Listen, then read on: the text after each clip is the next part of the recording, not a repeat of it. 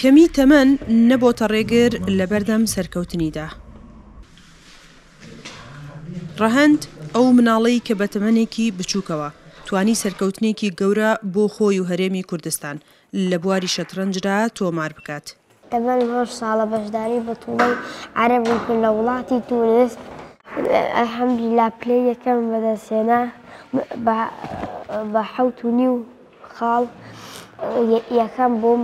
15 وڵات لە بتوڵەکە بەشداری کردبوو. ڕەهەند تەمەنی تەنها 8 ساڵە و لە پاڵەوانێتی وڵاتانی عەرەب لە وڵاتی تونس توانی پلەی یەکەم بەدەست بهێنێت و لە هەردوو ساڵانی 2023 و 2024دا لە سەرئاستی عێراق پلەی یەکەمی بەدەستهێناوە.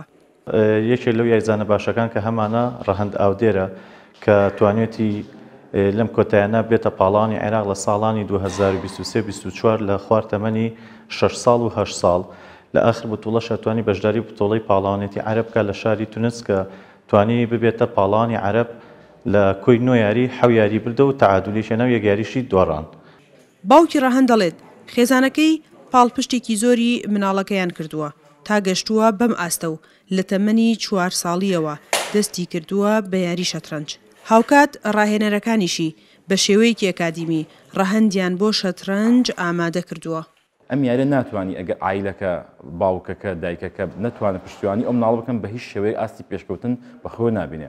ئەمە لە ڕووی مادە لە ڕووی معنەوی شۆکاتێکە تۆ ئەم کەسە لە ئەکادیمیا دەرسی پێوترا مەسەڵ مامۆستا زۆزێک وەکو مدەڕیبێکی شەترەنج و ئەکادیمی دەرسی پێوت ئەبێت تۆ ڕۆژانە وەکو مەکتەب وەکو خوێندنگە ئەبێ ڕۆژانە تەمرینی پێ بکەی. ئەم مناڵە هەموو ڕۆژێ ئەم دوو مناڵە ڕۆژی بەلانی کەمەوە 2 ساعت بۆ 3 ساعت تەمرینیان کردووە.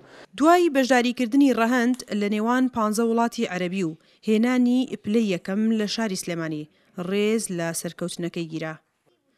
سنوورکەریم، دەنگی ئەمریکا، سلێمانی.